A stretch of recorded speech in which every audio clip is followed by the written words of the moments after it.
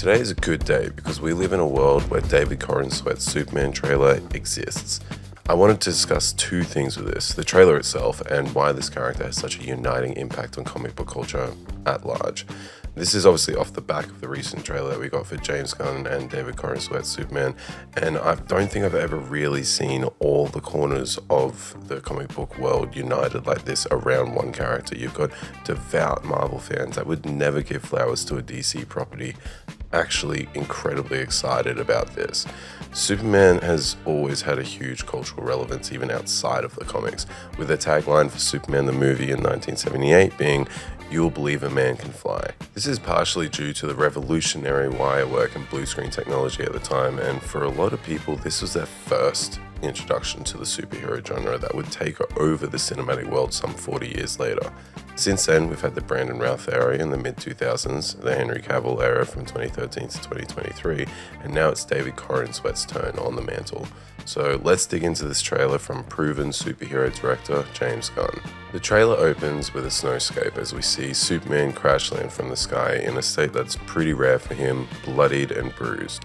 Flash to some Clark Kent content as we got a sight of him at the Daily Planet and at the Kent farm. We see his Clark Kent life and his Clark Kent ego. He looks awkward, clumsy, Kansas boy. As we crescend through his life as Clark, he whistles for Crypto, the Superdog, and you see Crypto gapping it in.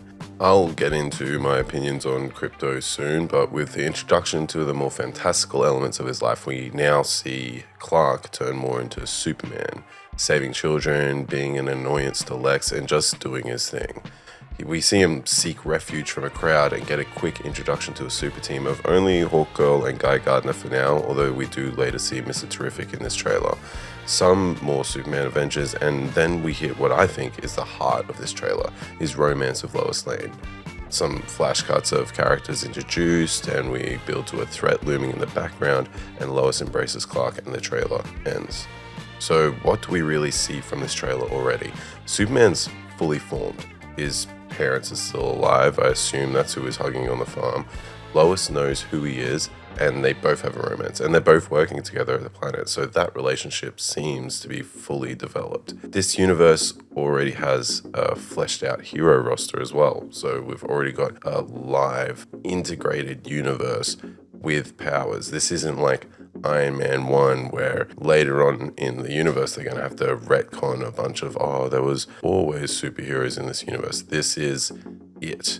Lex also already hates him. Now we'll see how that plays off, but I mean, I'm keen to see a Lex that actually doesn't have hair for the first time in 20 odd years. Also, I did say I'd retouch on this. They've embraced the more comic book elements of this world like Crypto. I don't think we've ever seen a live action Crypto like this. This is needed. This trailer is also just so much more colorful.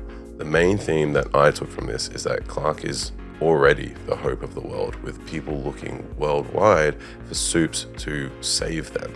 So why is Superman the hero to unite all pantheons of comic lovers? Now, for the purposes of this, I am sort of ignoring that you're totally allowed to like DC and Marvel and Image Comics and Dark Horse.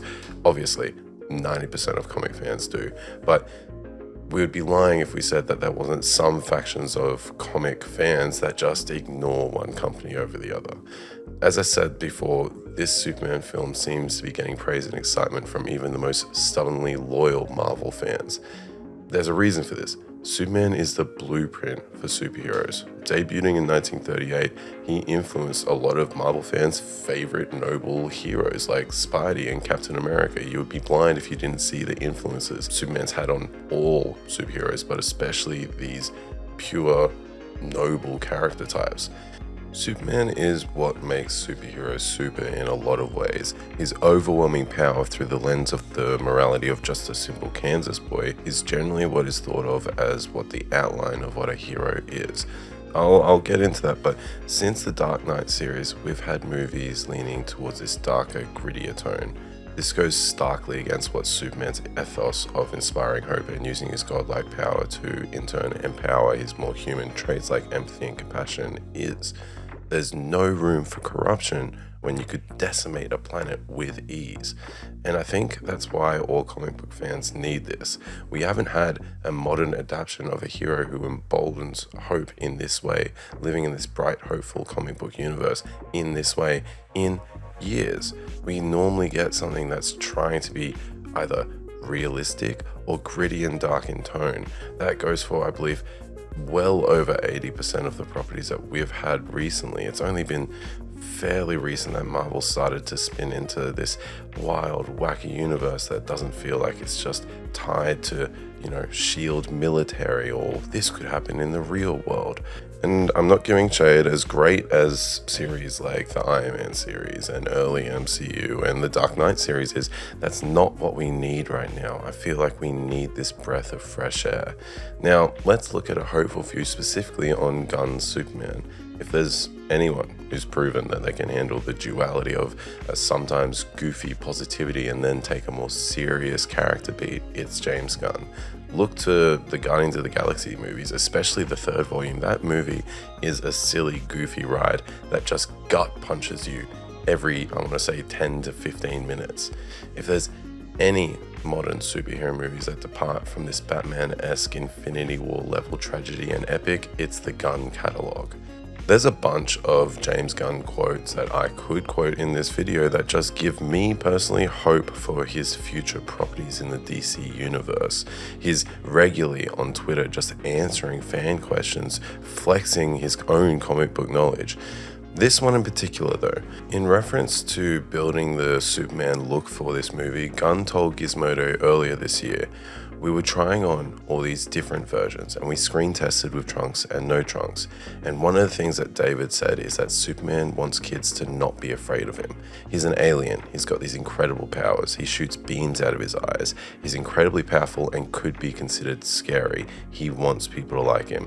He wants to be a symbol of hope and positivity. So he dresses like a professional wrestler. He dresses in a way that makes people unafraid of him. That shows that hope and shows that positivity, and that really clicked for me."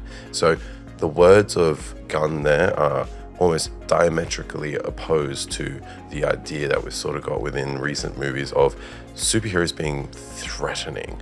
I don't want this piece that's meant to be celebrating a DC property of the new Superman to go about bashing the past. That's not what I want to do. I don't want to attack Snyder or Campbell, but let's just for a second compare this Superman to the Superman we got in the DCEU. I mean, it works for Batman, but not for suits, because Superman, Cavill's Superman, his suit is literally a suit of armor, not like the classic pajamas that Superman wears. Think about that quote that I just said before from James Gunn. This suit, the Cavill suit, is alien in look and creation canonically. It's not something designed to keep Clark tied to his humanity. So I guess with that, I'm very keen on this. We all know the origin of Superman, so just dropping us into this fully fleshed out, bright, wonderful world where Superman again feels like Superman. He feels like Clark Kent, Kansas boy with these magnificent powers, an alien who just wants to be human. This is what we need. So I'm all in. I cannot wait for this movie. And I have a confession. You know that Marvel archetype that I was talking about before that didn't really give the light of day to DC properties?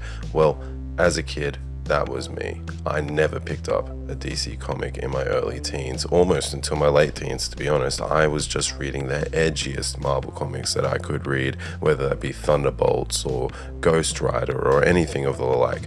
I didn't want to touch DC outside of maybe a Batman movie here or there. Now, luckily, I changed before my frontal cortex developed. That's good. I got into DC and stuff like that. But that color always sort of tinged into the DC world when it came to the newer movies. The DCEU I watched religiously, but there was always that little voice, that little prepubescent voice in the back of my head that just went like, oh, okay, let's prey on the downfall of this. Not 100%. I'm not going to say that I wanted those movies to fail consciously, but there was a part of me that was just sort of like, oh, well, the Snyderverse isn't going as good as the MCU right now.